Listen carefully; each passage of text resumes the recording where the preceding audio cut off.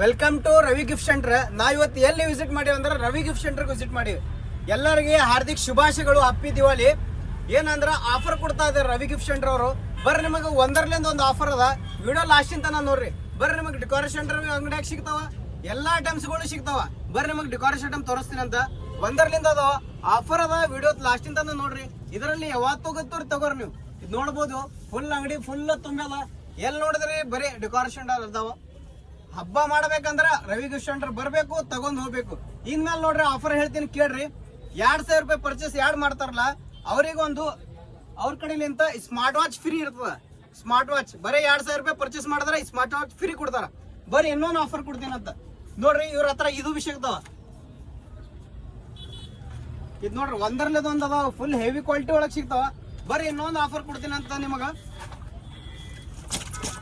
5,000 ರೂಪಾಯಿ ಯಾರು ಪರ್ಚೇಸ್ ಮಾಡ್ತಾರಲ್ಲ ಅವ್ರಿಗೆ ಒಂದು ಕಪಲ್ ವಾಚ್ ಇರ್ತದ.